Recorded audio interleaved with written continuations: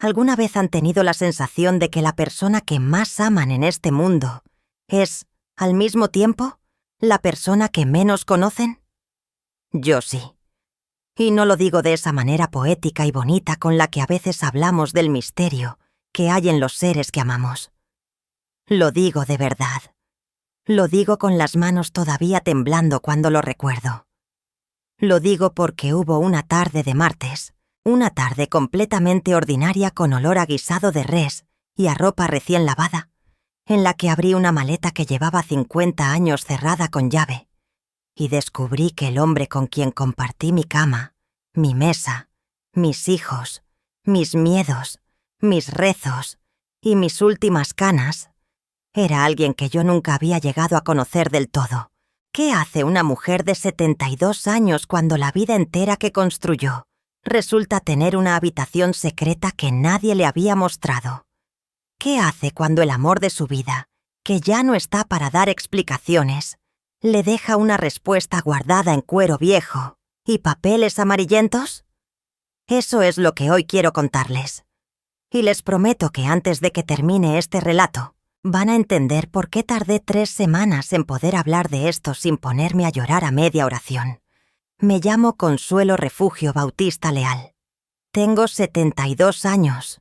Soy originaria de Huatusco, Veracruz, aunque llevo más de 40 años viviendo en Xalapa, que es donde crié a mis hijos, donde enterré a mi madre, y donde también, hace 2 años y 4 meses, enterré a Ernesto, mi esposo de 48 años, Ernesto Guadalberto Palomino Fuentes.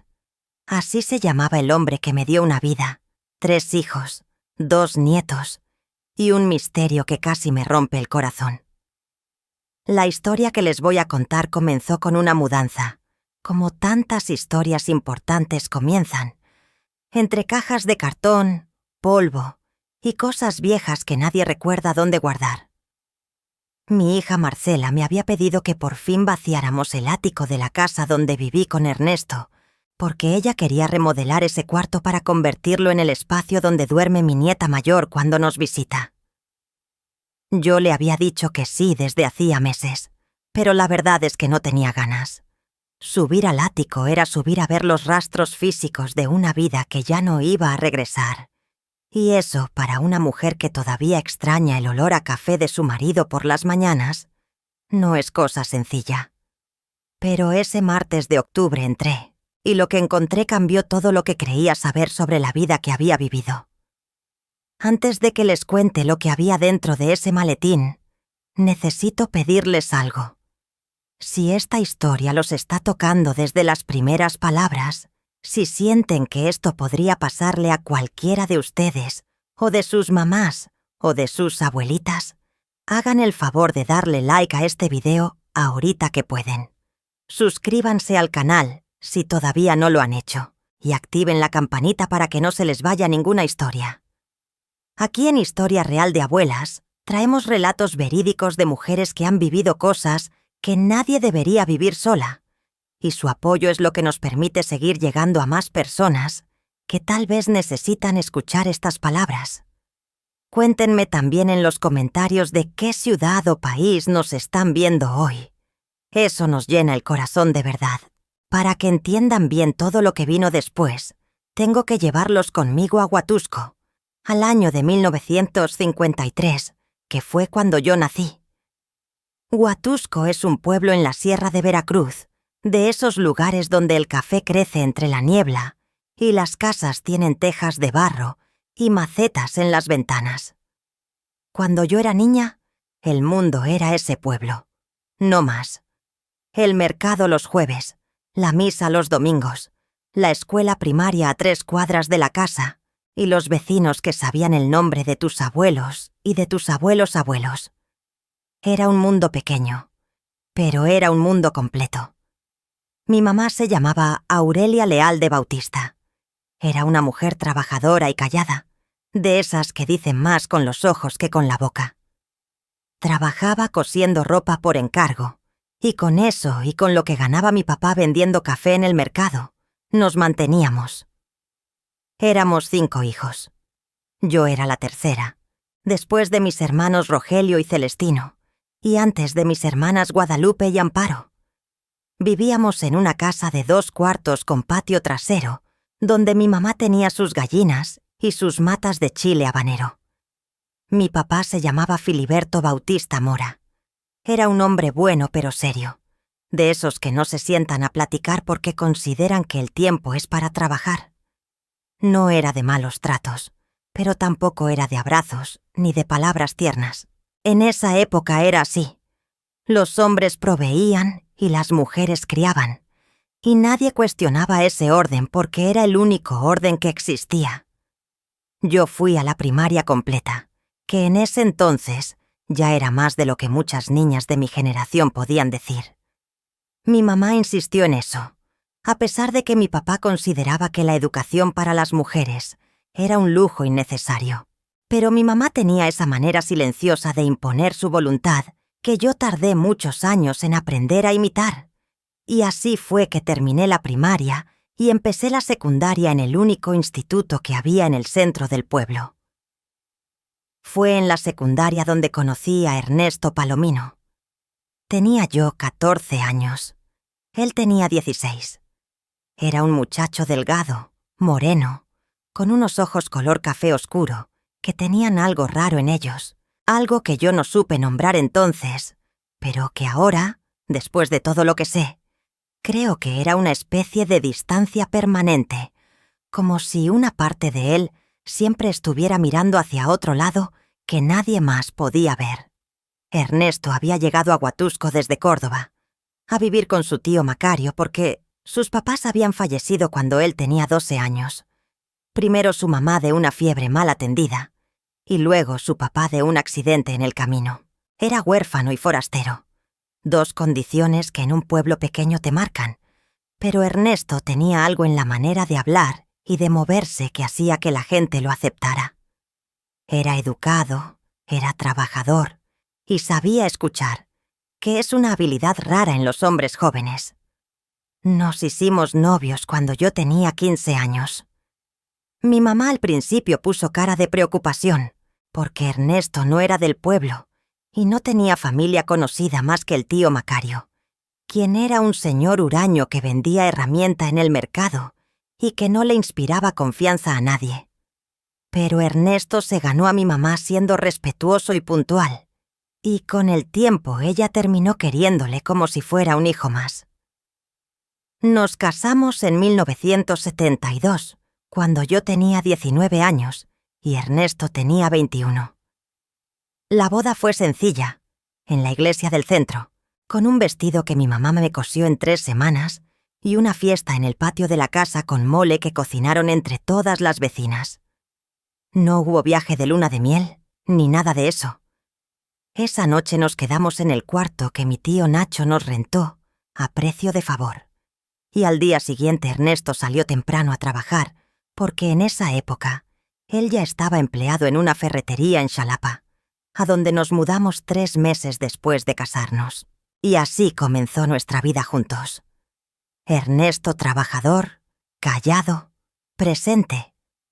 Yo construyendo un hogar en una ciudad que no era la mía, aprendiendo así a hacer amistades nuevas, a encontrar el mercado más cercano, a entender las calles y los ritmos de Xalapa. Tuvimos a nuestro primer hijo, Ernesto Javier, en 1974. Luego vino Marcela en 1977. Y el último, Rodrigo, en 1980. 48 años de matrimonio, 3 hijos, 2 nietos, una casa propia que tardamos 20 años en terminar de pagar. Una vida, como dicen, hecha con las manos. Y debajo de todo eso, guardado en un maletín de cuero café, con una cerradura de metal oxidado. Un secreto que Ernesto nunca quiso contarme. Los primeros años de matrimonio fueron, si soy honesta, los más difíciles.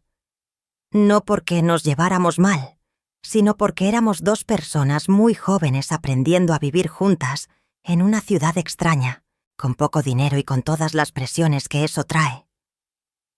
Ernesto trabajaba largas jornadas en la ferretería y cuando llegaba a la casa estaba cansado.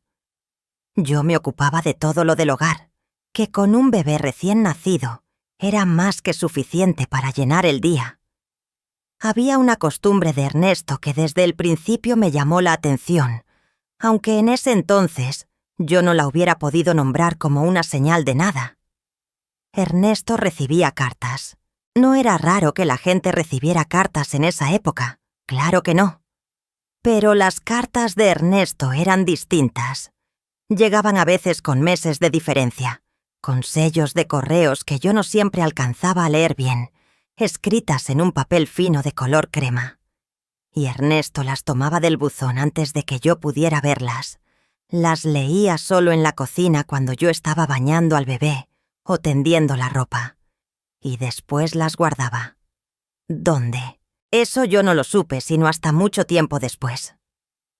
La primera vez que le pregunté de quién eran esas cartas, Ernesto me dijo que eran de un amigo de Córdoba con quien había crecido y con quien le gustaba mantenerse en contacto. Me lo dijo con esa calma que él siempre tenía, sin ponerse a la defensiva, sin cambiar el tono de voz, como quien da una explicación completamente natural. Y yo lo creí. No porque fuera tonta, sino porque en ese entonces no había ningún otro elemento que me hiciera pensar que había algo más. Era un hombre trabajador, fiel en sus horas, presente en su casa. No había señales de lo que después descubriría. Lo que sí había, y esto lo entiendo ahora que ya lo sé todo, era una especie de vida interior que Ernesto mantenía celosamente separada de nuestra vida juntos. No era que me excluyera de manera brusca o evidente. Era más sutil que eso. Era que cuando yo le preguntaba sobre su infancia, sobre sus padres, sobre Córdoba, sobre los años antes de llegar a Huatusco, Ernesto respondía pero de una manera que no dejaba espacio para más preguntas. Daba detalles suficientes para que la conversación siguiera fluyendo. Pero los detalles siempre se detenían justo antes de llegar a algún lugar específico que yo no podía identificar. En aquella época, a principios de los 70s, eso no me parecía extraño. Los hombres de esa generación no hablaban de sus emociones ni de su pasado. Mi propio papá nunca me contó nada de su infancia. Era lo normal. Era el silencio masculino que todas las mujeres de mi generación aprendimos a aceptar como parte del trato. Y así, entre pañales y jornadas de trabajo, y vecinas, y mercado, y misas, y cumpleaños de los niños y fiestas patrias, y 15 años y bodas de parientes, fueron pasando los años. Ernesto ascendió en la ferretería, llegó a ser encargado del almacén, y después de muchos años terminó poniendo su propio negocio de venta de materiales de construcción que le fue bastante bien. Compramos la casa en la colonia Jardines de Xalapa. Los niños crecieron y se fueron haciendo jóvenes. Y Ernesto siguió siendo Ernesto. Trabajador, callado, fiel, presente, y con esa distancia interior que yo ya había dejado de intentar cruzar, porque había aprendido que no era bienvenida ahí. Fue en 1991 cuando ocurrió la primera cosa verdaderamente extraña. Ernesto llegó a la casa un jueves en la tarde con una cara que yo no le había visto nunca. No era tristeza exactamente, ni enojo, ni preocupación. Era algo más parecido al peso, como si alguien le hubiera puesto encima algo muy pesado, que él estaba cargando sin dejar que se notara, pero que igual se notaba porque era demasiado para esconder del todo. Le pregunté qué le pasaba. Me dijo que nada, que estaba cansado.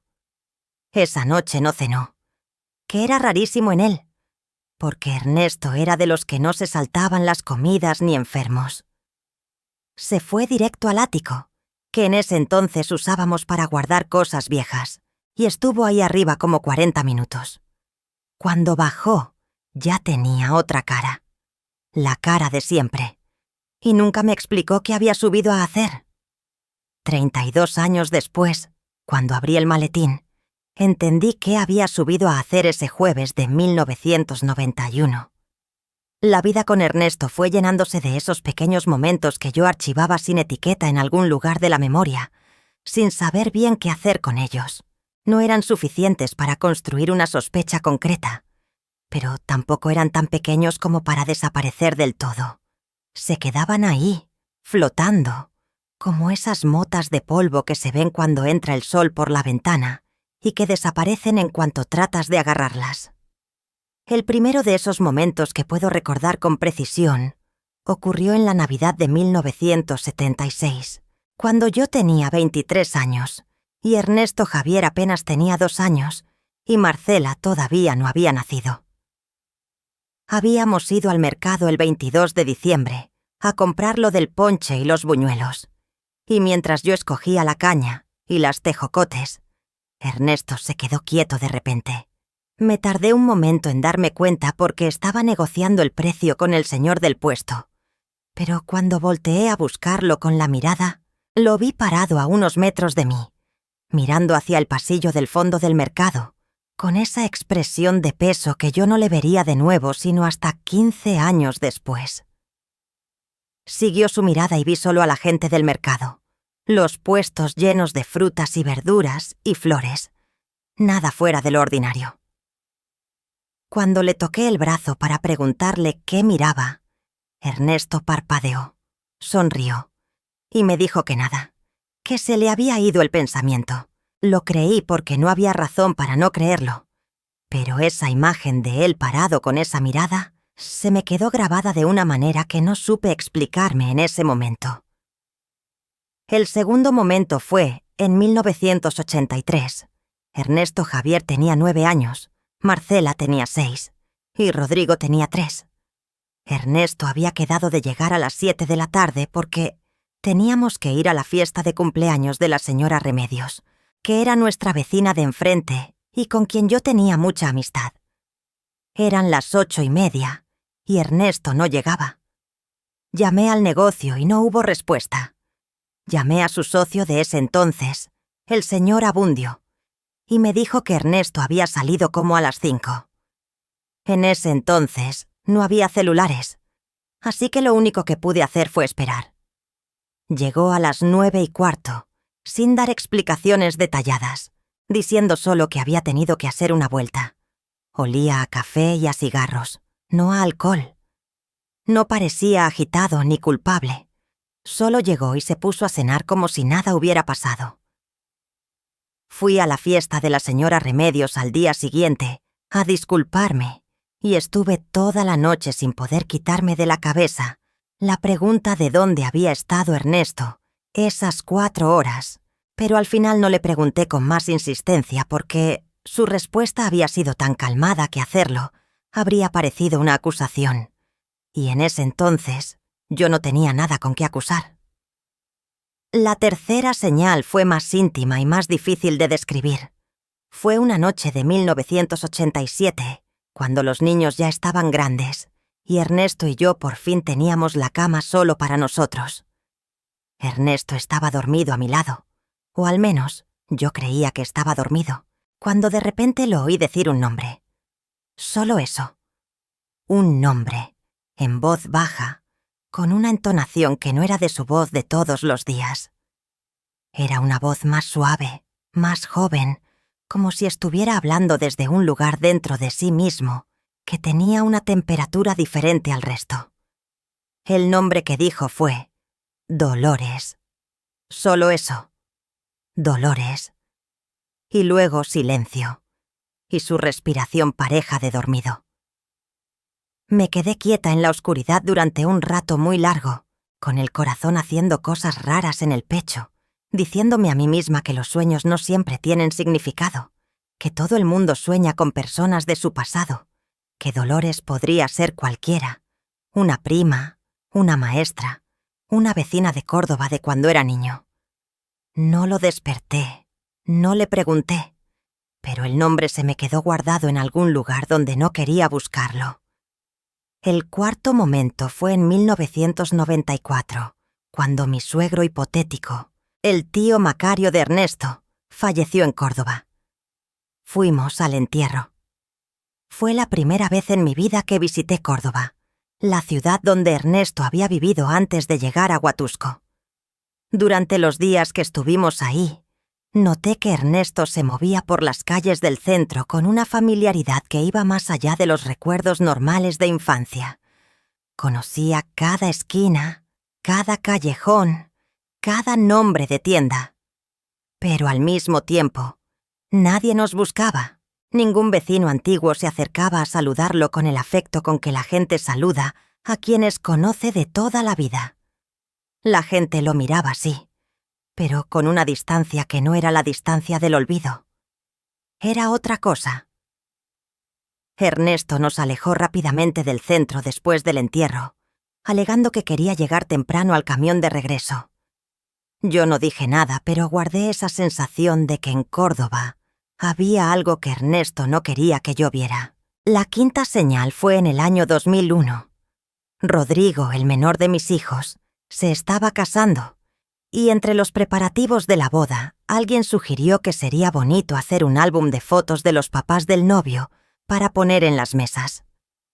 Yo empecé a reunir fotos de nuestra vida juntos. Las de la boda, las de cuando nacieron los niños, las vacaciones, los cumpleaños.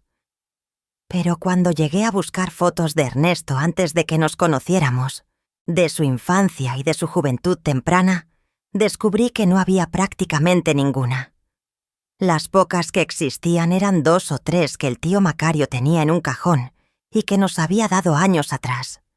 Ernesto, de unos 10 años, con cara seria, parado frente a lo que parecía ser una casa de campo. Nada más. Ninguna foto de sus papás. Ninguna foto de amigos de infancia. Ninguna foto de Córdoba. Era como si la vida de Ernesto antes de Huatusco no hubiera dejado rastro visual. Cuando le pregunté si tenía más fotos guardadas en algún lugar, me dijo que no, que la familia siempre había sido pobre y que las cámaras eran un lujo que no habían tenido. Era una explicación razonable para la época.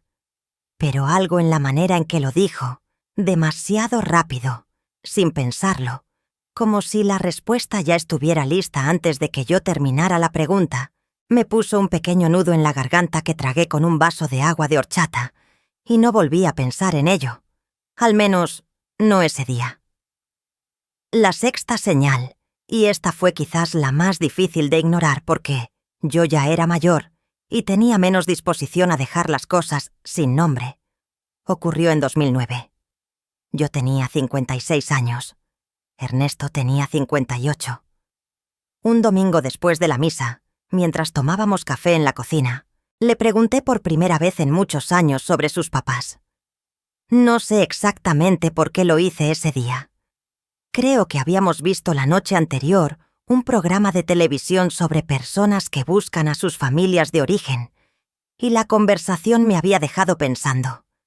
Le pregunté cómo se habían llamado sus papás, si tenía hermanos, si había alguien de su familia de sangre que todavía estuviera vivo. Ernesto me respondió. Me dijo el nombre de su mamá. Esperanza. El de su papá, Heriberto. Me dijo que había sido hijo único. Me dijo que sus papás habían muerto cuando él era niño, que no había más familia directa, que el tío Macario había sido lo único que tuvo y que ya también había muerto. Todo esto lo dijo con calma, bebiendo su café, mirando por la ventana al jardín donde yo tenía mis matas de bugambilia.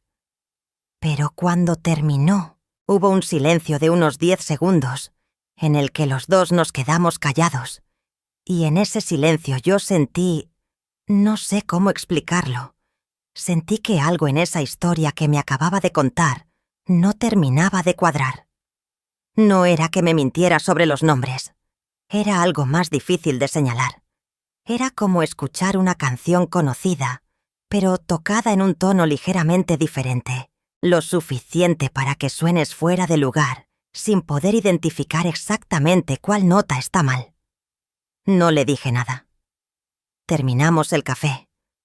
La tarde siguió su curso, y yo me quedé con esa sensación de nota equivocada, guardada junto con todas las otras cosas que no tenían etiqueta. La séptima señal, la última antes de la que lo cambió todo, fue en 2019. Ernesto ya estaba enfermo. Le habían diagnosticado insuficiencia cardíaca 2 años antes, y aunque seguía caminando y haciendo su vida, todos sabíamos que el tiempo se estaba poniendo más corto. Una tarde que yo entré a su cuarto a llevarle su medicina, lo encontré con un papel en la mano, leyéndolo.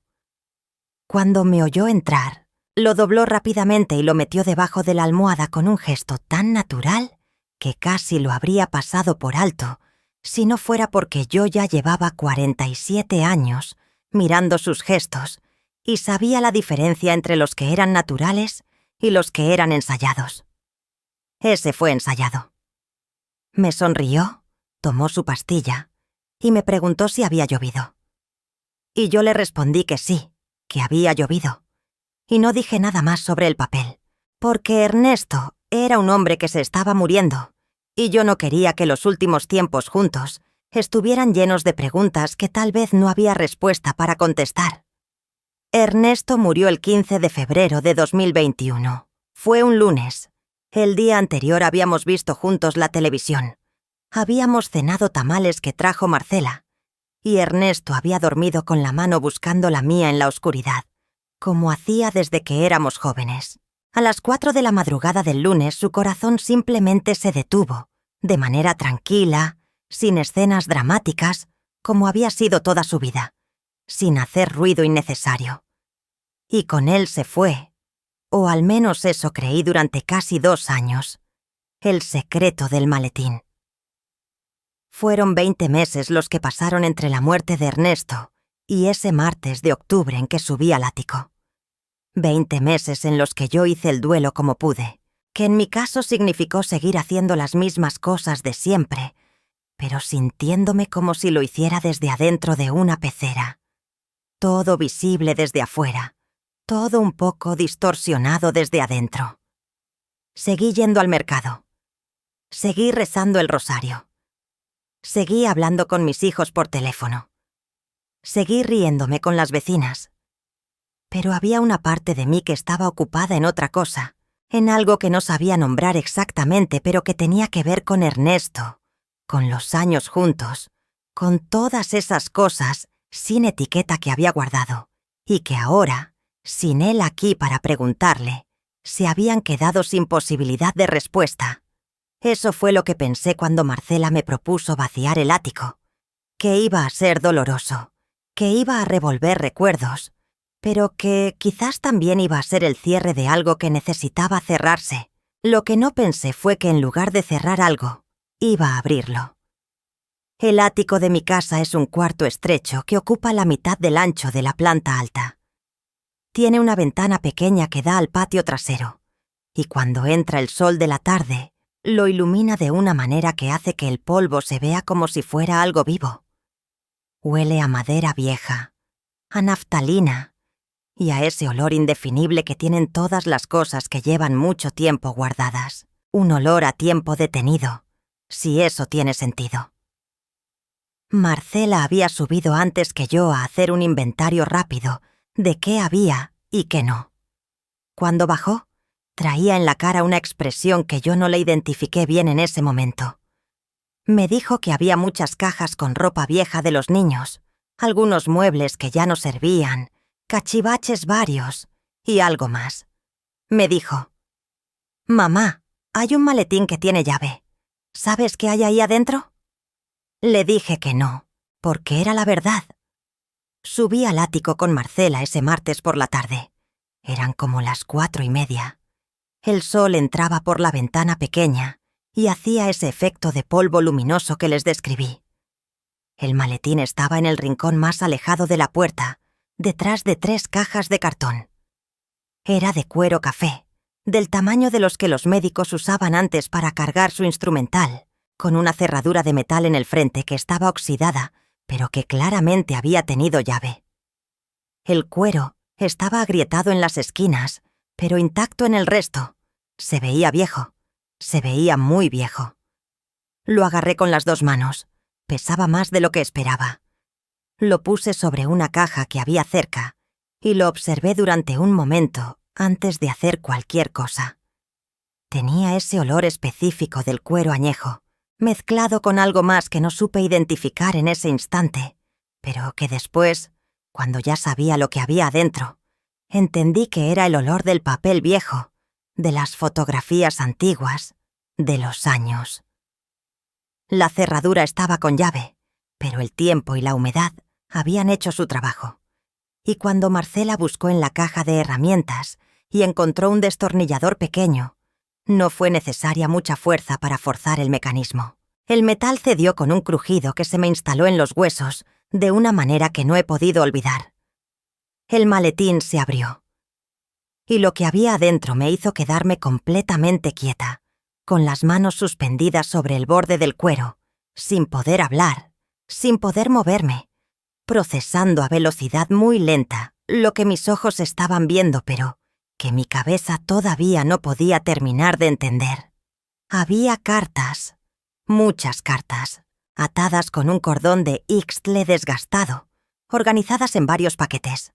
Había fotografías, algunas sueltas, otras metidas en sobres.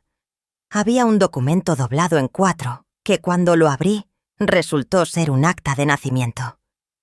Y había algo más, al fondo del maletín, algo que yo no esperaba ver, algo que tardé un momento en reconocer. Una pequeña fotografía enmarcada en metal, del tamaño de la palma de la mano, de una mujer joven con un bebé en brazos. La mujer de la foto no era yo. Marcela estaba a mi lado. La oí inhalar profundo. Tomé la fotografía con cuidado, como si pudiera romperse, o como si, al tocarla con demasiada fuerza, pudiera borrar lo que estaba viendo. La mujer era joven, de unos 25 años quizás, con el cabello negro recogido en una trenza, y una sonrisa que tenía algo familiar que yo no pude ubicar de inmediato. El bebé en sus brazos tenía los ojos oscuros y la boca seria de alguien que todavía no ha aprendido a sonreír a la cámara. Al reverso de la foto, con una letra que no era la de Ernesto, pero tampoco era del todo ajena, decía: Dolores y el niño, agosto de 1969. Me acordé inmediatamente de esa noche de 1987, de la oscuridad de la cama, de la voz de Ernesto diciendo ese nombre en sueños. Dolores. Tomé el primer paquete de cartas. El cordón de ixtle se deshizo casi solo cuando lo toqué. Las cartas estaban escritas en ese papel crema fino que yo había visto llegar al buzón décadas atrás. La letra era la misma de la foto, femenina, inclinada hacia la derecha, con ciertos rasgos en las mayúsculas que yo ahora sí reconocía porque había visto esa inclinación antes, en otro lugar, pero en ese momento todavía no podía conectar los puntos. La primera carta que abrí estaba fechada en marzo de 1970. Decía, entre otras cosas, que el niño ya caminaba, que era igualito a su papá en los ojos, y que ella seguía esperando que Ernesto encontrara la manera de venir a verlos, que ella entendía que las cosas estaban difíciles, que no lo presionaba, pero que el niño preguntaba por su papá y que ella no sabía qué decirle. El mundo se me cayó de las manos de una manera silenciosa y total. Ernesto y yo nos habíamos casado en 1972. Esas cartas eran de 1970. El niño de las cartas tendría entonces más de 50 años ahora. Ernesto tenía un hijo que yo no sabía que existía. Un hijo con una mujer llamada Dolores, que le había escrito cartas durante años, cartas que él había guardado en un maletín con llave en el rincón más escondido del ático. Marcela me puso la mano en el hombro. No dijo nada. Creo que no había nada que decir. Abrí el acta de nacimiento con cuidado. Era un acta del estado de Veracruz, de 1969. El nombre del niño era Heriberto Dolores Palomino Vázquez. El nombre del padre declarado: Ernesto Guadalberto Palomino Fuentes. Heriberto. El mismo nombre que Ernesto me había dado como el nombre de su propio papá. No era el nombre de su papá. Era el nombre de su hijo. Me senté sobre una caja de cartón porque ya no podía estar de pie. El sol seguía entrando por la ventana pequeña del ático. El polvo seguía flotando. y yo me quedé ahí sentada con el acta de nacimiento en las manos, y las cartas a mis pies, y la fotografía de Dolores sobre mi regazo, procesando 50 años de una historia que había ocurrido en paralelo a la mía sin que yo lo supiera. Fue Marcela quien empezó a leer las demás cartas en silencio, mientras yo me quedaba quieta. De vez en cuando me leía un fragmento en voz baja. No todo, solo lo suficiente para que yo fuera entendiendo el tamaño de lo que había encontrado. Las cartas abarcaban desde 1968, cuando Ernesto y Dolores eran novios en Córdoba, hasta 1991, que era el año en que yo recordaba haberlo visto bajar del ático con esa cara de peso. La última carta era de noviembre de 1991. En ella, Dolores le decía que Heriberto ya era adulto, que ya tenía su propia vida, y que ella había entendido que Ernesto no iba a volver, que lo perdonaba, que le deseaba lo mejor, pero que quería que supiera que su hijo siempre lo había esperado. Después de 1991, no había más cartas. Ernesto había subido al ático ese jueves, había leído esa carta, y había bajado con otra cara, y nunca más había vuelto a abrir el maletín, al menos que yo supiera. El nudo en la garganta que había cargado durante todos esos años, el de la nota equivocada, el de las cosas sin etiqueta, de repente tenía nombre y forma, y fecha, y peso. Y era un peso muy, muy grande. Si han llegado hasta aquí con nosotros, si este descubrimiento les ha sacudido el corazón tanto como a mí me sacudió el alma, les pido de corazón que le den like a este video, que comenten qué piensan de lo que acaban de escuchar. ¿Ustedes habrían buscado a ese hijo? ¿Habrían querido saber la verdad? Sus comentarios nos ayudan a que esta historia llegue a más mujeres que quizás están viviendo algo parecido y necesitan saber que no están solas. Gracias por quedarse. Me quedé en el ático mucho rato después de que Marcela bajó a preparar algo de tomar. No sé exactamente cuánto tiempo. El sol fue cambiando su ángulo y el cuarto fue poniéndose más oscuro, y yo seguí sentada con el maletín abierto a mis pies y todas esas cartas y esas fotos alrededor, procesando. Lo primero que procesé fue el dolor. Y quiero ser honesta sobre esto porque creo que es importante. No fue el dolor de la traición romántica en el sentido que la gente imagina. Ernesto y Dolores habían sido novios antes de que él me conociera a mí. El hijo había nacido antes de nuestra boda. Ernesto no me había engañado en el sentido de haber tenido una vida doble mientras estaba conmigo. Lo que había hecho era algo diferente, algo que me costó varios días encontrarle el nombre exacto. Había construido nuestra vida sobre una omisión tan grande que equivalía a una mentira. Tenía un hijo, un ser humano adulto, de 50 y tantos años, que en algún lugar del mundo existía, sin saber si su papá lo había pensado alguna vez, sin saber que tenía medios hermanos, sin saber que tenía una historia completa que nadie le había contado. Y ese hombre, ese Heriberto Palomino Vázquez, era parte de mí sin saberlo, porque era parte de Ernesto, y Ernesto había sido parte de mí durante 48 años. Lo segundo que procesé fue la pregunta de por qué, y esta fue la más difícil, porque Ernesto ya no estaba aquí para responderla. Tuve que construir la respuesta con los pedazos que tenía, las cartas, las fotos, los fragmentos de conversaciones de 50 años, las noches de silencio y las mañanas de café. Y lo que fui entendiendo, poco a poco, con la lentitud con que se entienden las cosas dolorosas, fue esto. Ernesto era un hombre de su época y de su clase, un hombre que había cometido un error a los 19 años, que había dejado a una mujer embarazada y se había ido porque, en ese entonces, irse era más fácil que quedarse, y que después había construido su vida nueva sin encontrar nunca el momento, el valor o la manera de contar esa historia.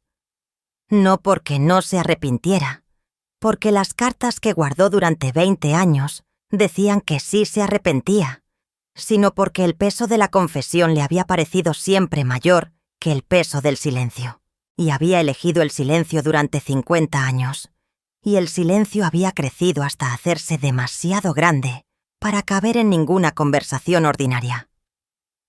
Lo tercero que procesé fue lo que iba a hacer con todo esto, porque ese es el momento en que una mujer deja de ser solo una víctima del secreto de otro y se convierte en la persona que decide qué pasa después. Y yo, Consuelo Refugio Bautista Leal, de 72 años, viuda de 2 años y 4 meses, con 3 hijos y un maletín lleno de cartas ajenas, tenía que decidir. No fue una decisión que tomé en el ático. Fue una decisión que tomé durante las 3 semanas siguientes, que fueron las 3 semanas más intensas de pensamiento que he vivido en mi vida, incluyendo las de cuando murió Ernesto.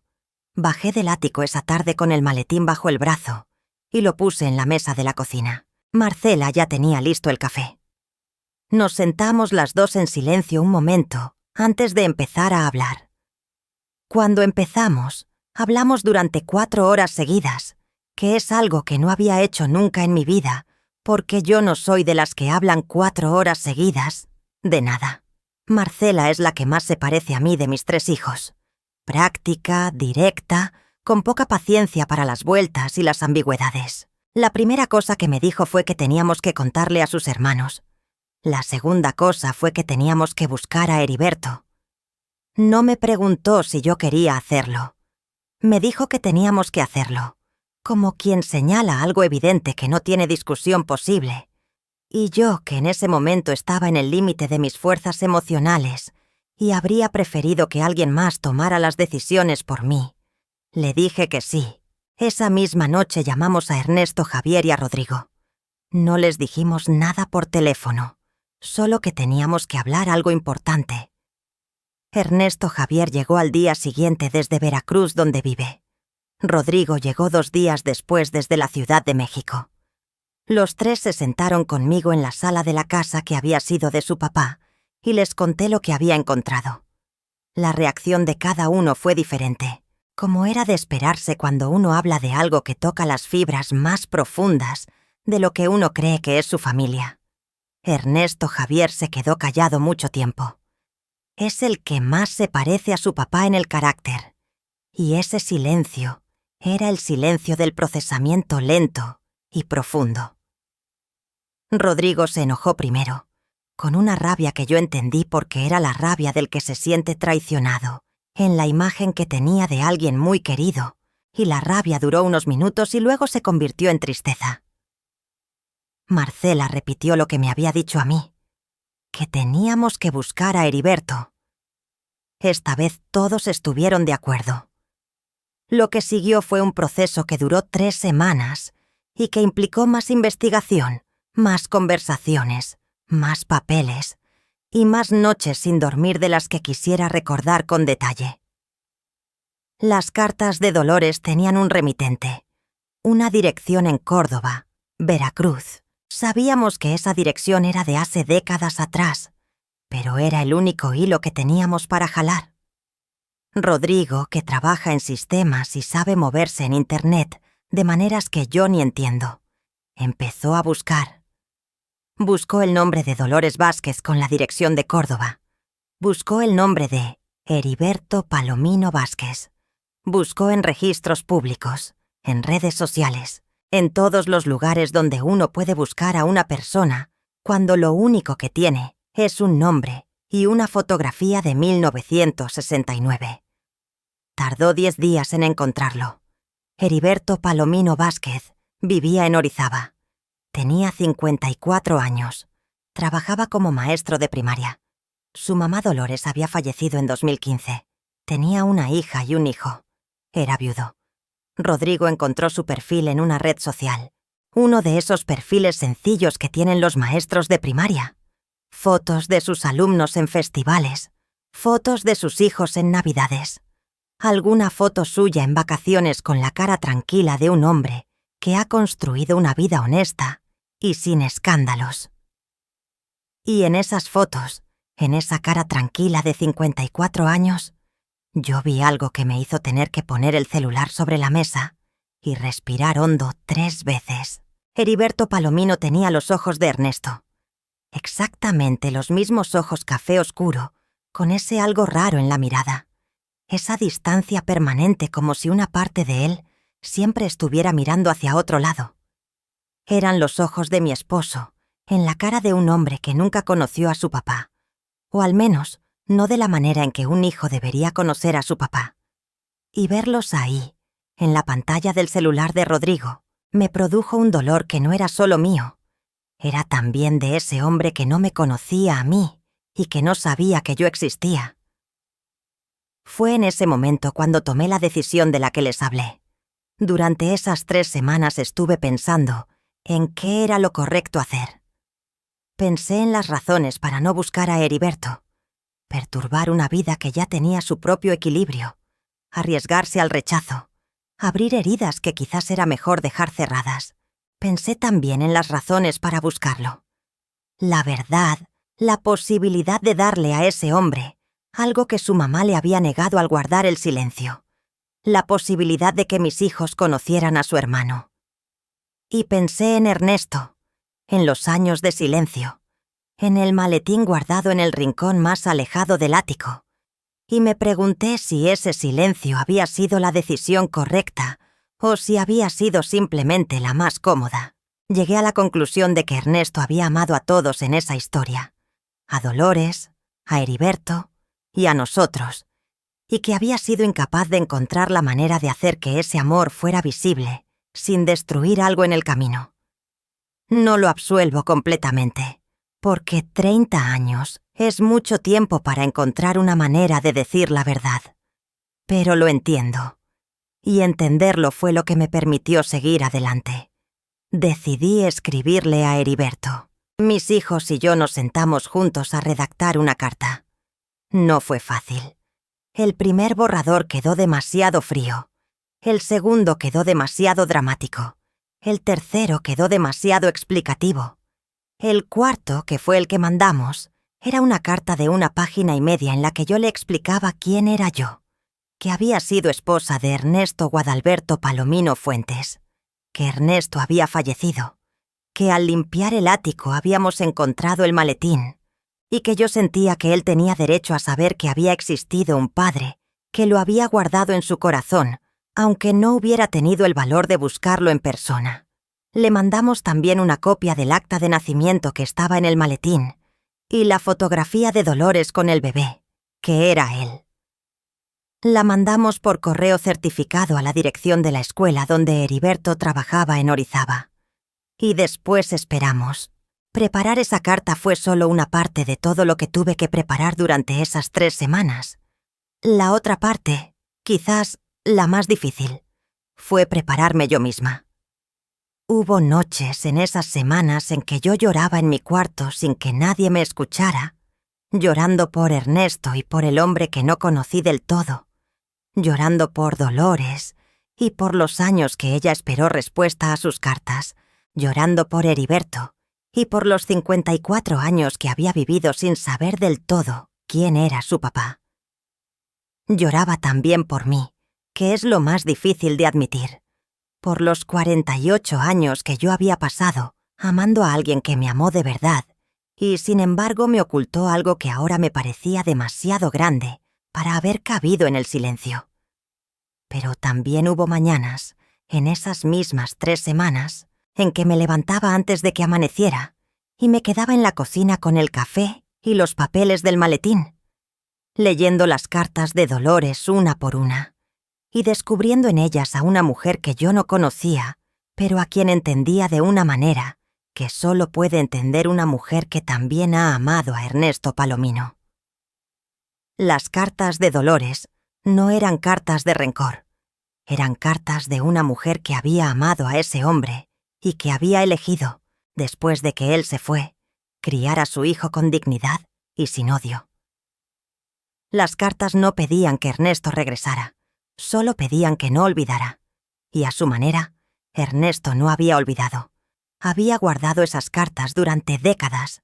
Las había leído la última vez en 1991 y después las había dejado en el maletín, en el rincón más alejado del ático, como quien deja algo muy pesado en el lugar donde menos lo van a encontrar, pero donde siempre va a estar. Hablar con mis hijos fue otro proceso. Ernesto Javier, después de su largo silencio, terminó siendo el más reflexivo de los tres. Me dijo algo que me quedó grabado y que creo que resume lo que los cuatro terminamos entendiendo: que su papá había sido un buen hombre con un error que no había sabido cómo deshacer, y que eso lo hacía humano, no monstruoso. Rodrigo tardó más en llegar a esa conclusión, pero llegó. Marcela, desde el principio, estuvo enfocada en lo práctico, en buscar a Heriberto, en saber qué había que hacer con lo que habíamos encontrado. También hablé con mi comadre Petra, que lleva conmigo desde que nuestros hijos eran chicos y que es la persona en quien más confío fuera de mi familia. La llamé una mañana y le dije que necesitaba contarle algo, y le conté todo. Petra escuchó en silencio durante mucho tiempo, que en ella es señal de que está procesando algo con seriedad. Al final me dijo: Consuelo, lo que hagas con esto va a definir no cómo recuerdas a Ernesto, sino cómo te recuerdas a ti misma. Esa frase me acompañó durante todos los días de planeación. La escribí en un papel y la pegué en el espejo del baño donde pudiera verla cada mañana. Lo que quería hacer, lo que decidí hacer, era contactar a Heriberto, no para acusarlo de nada, ni para pedirle nada, sino para darle algo: la certeza de que su papá había existido de verdad, que había tenido un nombre, y una vida, y un negocio, y 3 hijos, y una casa en Xalapa, y que en algún rincón de esa vida había guardado sus cartas, y su foto, y su acta de nacimiento durante 50 años. Eso merecía saberse, eso merecía contarse. Y había que hacerlo de la manera correcta, con tiempo, con cuidado, con toda la información que teníamos, y sin omitir nada de lo que habíamos encontrado. Saqué las cartas del maletín y las organicé cronológicamente. Las envolví con cuidado en papel de China. Preparé un sobre grande y resistente donde pudieran caber sin doblarse más de lo necesario. Junto con la carta que habíamos redactado entre todos y el sobre de las cartas, metí también varias fotos de Ernesto de diferentes épocas, de cuando era joven, de cuando los niños eran chicos, de cuando el negocio fue bien y pudimos tomarnos una foto todos juntos en Navidad. Quería que Heriberto pudiera poner cara a ese nombre que su mamá había mencionado en las cartas durante 20 años. Preparé también, y esto fue quizás lo que más me costó trabajo, una carta personal de mi parte. No la de los 4. Una mía, solo mía. Una carta en la que le decía a Heriberto que yo no sabía qué sentir exactamente, pero que lo que sí sabía era que él era parte de la misma historia de la que yo era parte, y que eso me importaba, y que si algún día quería hablar, aquí estaba. La noche antes de mandar todo al correo, me senté sola en la cocina con el maletín abierto frente a mí, vacío ya de casi todo lo que había guardado. Le hablé a Ernesto en voz alta, como a veces hago cuando lo extraño mucho y necesito que la voz en la cocina sea de alguien más y no solo la mía. Le dije que había encontrado el maletín, que había leído las cartas, que entendía, aunque me costara, y que iba a hacer lo correcto, aunque él no hubiera podido hacerlo en vida. Le dije también que lo seguía queriendo, que eso no había cambiado, pero que el amor no es menos verdadero por estar mezclado con algo tan complicado como la decepción. Después cerré el maletín vacío y lo puse en el cajón de abajo del armario de mi cuarto, donde lo tengo todavía hasta el día de hoy. La respuesta de Heriberto llegó 16 días después de que mandamos la carta. Llegó al buzón de Marcela porque habíamos puesto su dirección de Xalapa como dirección de retorno. Marcela me la trajo un domingo en la mañana antes de la misa, todavía cerrada, y me la dio sin abrirla porque sabía que era mía. Me senté en la silla que está junto a la ventana de la sala, la que da al jardín donde tengo las bugambilias, y abrí el sobre con los mismos cuidado con que había abierto las cartas del maletín 16 días antes. Era una carta escrita a mano, en papel blanco de cuaderno, con una letra pequeña y ordenada que tenía algo familiar en la inclinación, aunque no lo podría explicar exactamente. Heriberto escribía que había recibido nuestra carta, que la había leído 3 veces antes de poder terminarla, que había llorado, que lo decía sin pena porque, en su edad ya no hay pena para las lágrimas que se merecen, que su mamá Dolores le había contado de su papá cuando él tenía 15 años, que le había explicado que Ernesto era un hombre bueno, que se había ido antes de que él naciera, y que no había sabido cómo volver, que él había crecido con eso, con ese nombre y con esa historia a medias, y que había hecho las paces con ello, a su manera porque, de otra forma, habría pasado la vida con un rencor que no le servía de nada. Escribía que ver las fotos de Ernesto le había removido algo muy profundo, porque se había reconocido en ese hombre. Los ojos, la manera de sostener los hombros, ciertos gestos que su mamá le había mencionado y que él había desarrollado sin saber de dónde venían.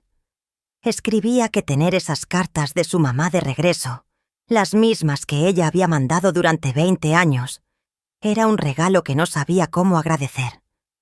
Y al final de la carta, con una sencillez que me sacudió el corazón de una manera que no esperaba, Heriberto escribía que si yo y mis hijos algún día quisieran conocerlo, él estaría dispuesto, que no pedía nada, que entendía que esto era complicado y que no había nada obligatorio en ninguna dirección, pero que si algún día querían, él estaría dispuesto. Llamé a Marcela a gritos desde la sala. Llegó corriendo pensando que me había pasado algo. Le entregué la carta sin decir palabra. La leyó de pie, junto a la ventana, y cuando terminó tenía los ojos brillantes. ¿Y ahora qué, mamá? Ahora lo vamos a conocer, le dije. Y eso hicimos. 2 meses después de encontrar el maletín, un sábado de diciembre, Marcela, Rodrigo, Ernesto, Javier y yo viajamos a Orizaba. Era un día frío y nublado, de esos de temporada en la sierra veracruzana, en que el aire huele a pino y la luz es gris y suave. Heriberto nos había dado su dirección y nos había dicho que nos esperaba para comer. Llegamos a su casa a mediodía. Era una casa sencilla de colonia popular, con macetas en la entrada y una puerta de madera pintada de verde. Heriberto salió a abrir antes de que termináramos de tocar. Era un hombre alto, de complexión media, con el cabello entrecano y esos ojos café oscuro que yo había visto en la foto de su perfil de la red social y que en persona eran todavía más definitivamente los ojos de Ernesto. Traía puesto un suéter gris y tenía en la cara la expresión de alguien que lleva días preparándose para un momento que de todas formas no tiene manera de prepararse del todo. Nos miramos durante un segundo desde los 2 lados del umbral. Luego yo di un paso adelante y le tendí la mano, y él la tomó, y los 2 nos apretamos la mano durante un momento que duró más de lo que duran los apretones de manos ordinarios. «Gracias por venir», dijo. «Gracias por recibirnos», le respondí. Entramos a su casa. Nos presentó a su hija, Daniela, que tenía unos 30 años y que había preparado la comida.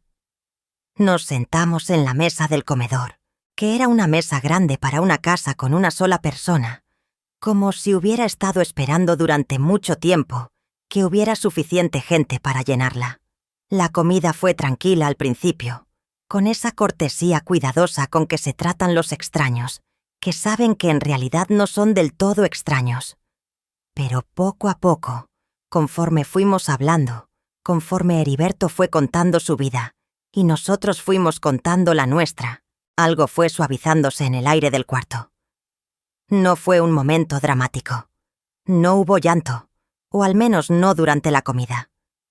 Fue más bien una especie de relajación gradual, como cuando el cuerpo deja ir algo que había estado cargando sin darse cuenta. Heriberto nos contó que era maestro desde hacía 30 años, que había estudiado la normal en Orizaba y que había dado clases en la misma primaria desde que se tituló, que su esposa había muerto de cáncer hacía 8 años, que su hija Daniela vivía con él y trabajaba en una farmacia, que su hijo Rodrigo, sí, el mismo nombre que mi hijo menor, vivía en Veracruz con su familia.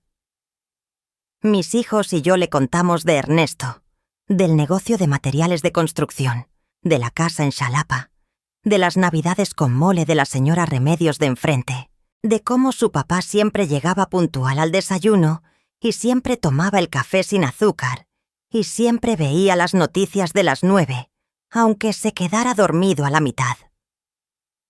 Heriberto escuchaba con atención, con esa manera específica de escuchar que reconocí como la de Ernesto, la cabeza ligeramente inclinada hacia un lado, los ojos fijos en quien habla. Y cada vez que Ernesto Javier, o Rodrigo, o Marcela decían algo sobre su papá, yo veía en la cara de Heriberto algo que no sabría describir de otra manera que como reconocimiento, el gesto de alguien que está poniendo en su lugar el último pedazo de un rompecabezas que había tenido incompleto durante 50 años. Después de comer, Heriberto nos pidió si podíamos ver juntos las fotos que habíamos mandado. Las sacó del sobre donde las había guardado y las puso sobre la mesa del comedor. Las fuimos mirando una por una, los 5, mientras Daniela recogía los platos. Cuando llegamos a la foto de Ernesto ya mayor, de los últimos años, la que le habíamos tomado en su cumpleaños 70, Heriberto la sostuvo en las manos durante un momento largo. La miraba con la misma expresión que yo había visto en Ernesto tantas veces a lo largo de nuestra vida. Esa distancia interior, esa mirada hacia algo que solo él podía ver. Y en ese momento, mirando a ese hombre de 54 años sostener la foto de su padre muerto, entendí algo que no había entendido del todo hasta entonces, que Ernesto había estado presente en ese hijo de una manera que ninguno de los dos había podido nombrar, y que esa presencia había dejado marcas en el cuerpo y en el carácter de Heriberto, tan visibles como si hubieran vivido juntos toda la vida. La sangre hace esas cosas. Se transmite de maneras que no necesitan palabras, ni explicaciones, ni siquiera conocimiento consciente. Al final de la tarde, cuando nos preparábamos para regresar a Xalapa, Heriberto me tomó aparte en el pasillo de su casa. Estábamos los dos solos un momento. Me dijo con voz tranquila que quería que supiera que no tenía ningún rencor, que entendía que Ernesto había tomado las decisiones que había podido tomar con las herramientas que tenía, y que aunque una parte de él siempre iba a cargar la pregunta de cómo habría sido la vida con un papá presente, esa pregunta era suya y no me pertenecía a mí. Me dijo que le alegraba saber que Ernesto había sido un buen padre con mis hijos, porque eso le decía que había tenido esa capacidad, y que eso, de alguna manera extraña, le daba algo. Le contesté que yo también estaba contenta de haberlo conocido, y que esperaba que no fuera la última vez. No fue la última vez. Desde ese diciembre hasta el día de hoy, han pasado 14 meses. 14 meses en los que Heriberto ha pasado de ser un nombre en un acta de nacimiento dentro de un maletín a ser una persona real en la vida de mi familia. No fue una transición fácil ni rápida. Estas cosas toman tiempo porque implican reordenar muchas cosas dentro de uno. La imagen de los papás, la historia familiar, las lealtades, los dolores viejos. Ernesto Javier tardó varios meses en sentirse cómodo, hablando con Heriberto directamente, y cuando empezó a hacerlo, fue primero por mensajes cortos y después por llamadas más largas. Rodrigo, que al principio había sido el más enojado de mis hijos, fue quizás el que más rápido generó un vínculo real con su hermano mayor.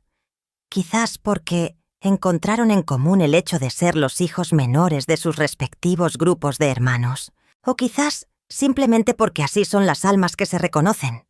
Marcela organizó una segunda reunión en Xalapa en marzo, en la que vinieron Heriberto y su hija Daniela, y esa vez la comida fue en mi casa, y cocinamos entre todas, y la conversación ya fluyó con una naturalidad que la primera visita todavía no había tenido. Mi comadre Petra vino esa tarde también. Cuando conoció a Heriberto, me buscó con la mirada desde el otro lado de la sala con esa expresión que tienen las personas que entienden algo sin necesidad de que nadie lo diga. Después, cuando ya se habían ido todos, me ayudó a recoger los platos y me preguntó cómo me sentía. Le dije que me sentía rara. Una rareza buena. La rareza de estar empezando algo cuando uno ya pensaba que los comienzos habían quedado atrás.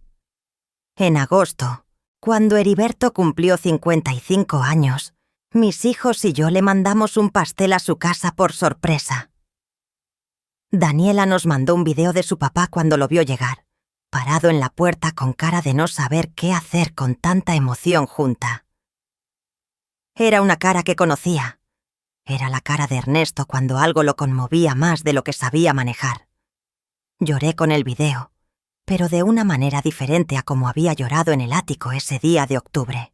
Ese llanto del ático había sido llanto de pérdida, de confusión, de dolor sin forma todavía. Este llanto de agosto era distinto. Era el llanto que surge cuando algo que estaba roto encuentra, no exactamente una reparación completa, porque eso es demasiado pedir, sino al menos una reconciliación. Un punto desde donde seguir. Los cambios en mi propia vida después de todo esto han sido más sutiles, pero igualmente reales. Algo en mí que estaba tenso durante todos esos años de preguntas sin respuesta, de notas equivocadas sin nombre, se fue aflojando poco a poco conforme los meses avanzaron y la historia de Ernesto y Dolores y Heriberto se fue integrando en la historia completa de lo que ha sido mi vida. No es que ahora todo sea simple o claro, es que ahora tengo las piezas del rompecabezas, y aunque el cuadro que forman no es el que yo habría elegido, al menos es completo. El maletín sigue en el cajón de abajo del armario de mi cuarto. A veces lo abro, no para ver lo que hay adentro porque ya lo sé de memoria, sino simplemente para tenerlo en las manos un momento. Es un objeto extraño. Es un contenedor de secretos que ya no son secretos, de cartas que ya encontraron a quien iban dirigidas, de fotografías que ya tienen espectadores. Se ha convertido, de alguna manera, en el objeto que mejor representa lo que aprendí de todo esto, que el pasado no desaparece porque lo guardemos con llave, que lo que escondemos no deja de existir, y que tarde o temprano, aunque sea 50 años después, la verdad encuentra la manera de salir a la luz. Me hice socia de un grupo de mujeres mayores en Xalapa que se reúnen los miércoles por la mañana en un salón del centro cultural. No es terapia, aunque a veces se parece. Es un grupo de señoras de entre 60 y 80 años que se juntan a hablar de sus vidas, de lo que han vivido, de lo que todavía les queda por vivir. Fui la primera vez porque Marcela me convenció y porque yo necesitaba hablar con alguien más allá de mis hijos y mi comadre Petra. Y me quedé porque encontré ahí algo que no sabía que necesitaba. La compañía de mujeres que entienden sin necesidad de que todo se explique, porque ellas también han tenido sus propios maletines, sus propias preguntas sin respuesta, sus propias historias con habitaciones secretas. En ese grupo aprendí que el duelo no es una sola cosa, es varias cosas al mismo tiempo, y algunas de ellas no tienen nada que ver con la muerte de alguien, sino con la muerte de las versiones de los hechos que creíamos verdaderas. Hice el duelo de Ernesto el marido, hice también el duelo de la historia de nuestro matrimonio, tal como yo la había entendido durante 48 años. Y luego, en el espacio que quedó después de ese doble duelo, empecé a construir algo nuevo, una comprensión más compleja, más honesta, más humana de lo que fue esa vida juntos. También retomé algo que había dejado hace muchos años: bordar. De joven yo bordaba muy bien: manteles, sábanas, blusas, Pero con los años y los hijos y el trabajo de la casa, lo fui dejando hasta olvidar que lo hacía. Ahora bordo los miércoles después de la reunión del grupo de señoras, en la mesa de mi cocina con una taza de té al lado. No bordo nada en particular, solo flores y pájaros y patrones que voy inventando según el humor del día. Pero el acto de bordar tiene algo que no tenía cuando era joven. Ahora lo hago sabiendo que el tiempo que le dedico es mío, completamente mío, y eso le da un sabor diferente. Heriberto vino a visitarme solo, sin su hija, en octubre del año pasado. Era el aniversario de cuando encontramos el maletín, aunque ninguno de los dos lo mencionó explícitamente. Tomamos café en la cocina, en la mesa donde yo había tomado café con Ernesto durante décadas, y hablamos durante horas. Me contó de su mamá Dolores, de cómo había sido ella, de las cosas que le había enseñado, de las canciones que le cantaba de noche cuando era chico. Me contó también del día que ella le habló de su papá, de cómo él había reaccionado, de cómo había pasado años imaginando cómo sería ese hombre. Y yo le conté de Ernesto. No solo las cosas buenas, sino también las difíciles, las noches de silencio, las conversaciones que nunca llegaron a los lugares que yo quería. Le conté de las cartas que llegaban en papel crema. Le conté del nombre que Ernesto había dicho en sueños esa noche de 1987. Heriberto me escuchó con esa manera de escuchar que ya reconocía como parte de la herencia de su padre. Al final de la tarde, antes de irse, me preguntó si podía llamarme. No sé con qué frecuencia. Solo de vez en cuando para saber cómo estaba. Le dije que sí. Le dije también que podía llamarme cuando quisiera. No solo de vez en cuando, porque la vida es corta y las personas que uno quiere o podría querer valen la pena del tiempo que les damos. Se fue al anochecer. Lo vi irse desde la ventana de la sala, la misma ventana desde donde había leído su carta ese domingo de mañana. Y pensé en Ernesto y en lo raro que es el destino, y en cómo a veces las cosas que más duelen son también las que más abren. Si llegaron hasta aquí conmigo, hasta el final de esta historia que me costó tanto contar, les pido con todo el corazón que le den like a este video y que se suscriban al canal si todavía no lo han hecho. Cada like, cada suscripción, cada comentario que dejan hace que estas historias lleguen a más mujeres que tal vez están en medio de su propio maletín, de su propia verdad difícil, y necesitan saber que es posible salir adelante. Cuéntenme de qué ciudad o país nos están viendo hoy. Y cuéntenme también qué piensan de lo que escucharon. ¿Qué habrían hecho ustedes en mi lugar? Su voz en los comentarios importa más de lo que creen.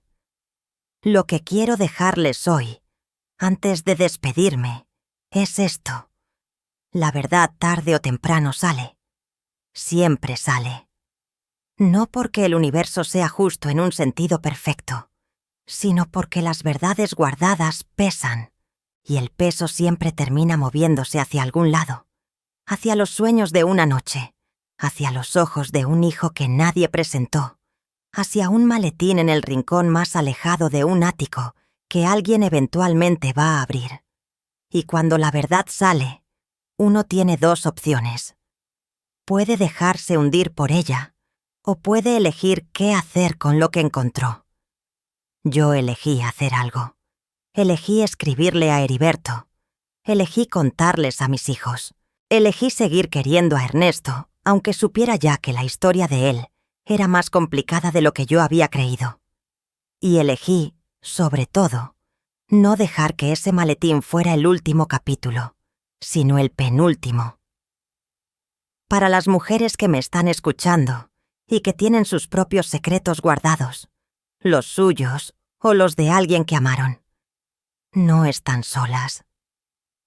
La vida después de los 60, después de los 70, no es el final de nada. Es otra oportunidad de ser valientes, de hacer las preguntas difíciles, de abrir los maletines que encontramos, aunque no sepamos todavía qué hay adentro. Nunca es tarde para buscar la verdad. Nunca es tarde para dar a alguien lo que merece saber. Nunca es tarde para empezar una relación nueva, para agregar una persona al círculo de los que amamos, para descubrir que la familia no siempre tiene la forma que creíamos que tenía. Nunca es tarde para ser la persona que toma la decisión correcta, aunque la persona que debería haberla tomado ya no esté. Ernesto fue muchas cosas. Fue un buen padre para mis hijos. Fue un esposo trabajador y fiel en lo que pudo ser fiel. Fue un hombre que cargó un secreto durante 50 años porque no encontró la manera de soltarlo. Y fue, aunque él no lo supiera, el puente entre dos familias que no se conocían y que ahora se están conociendo, con la lentitud y el cuidado con que se construyen las cosas que quieren durar. Lo quiero, Ernesto, con todo lo que fui aprendiendo a querer, incluyendo lo difícil. Soy Consuelo Refugio Bautista Leal. Tengo 72 años. Y esta fue mi historia. Cuídense mucho, que la vida es larga para las que sabemos vivirla.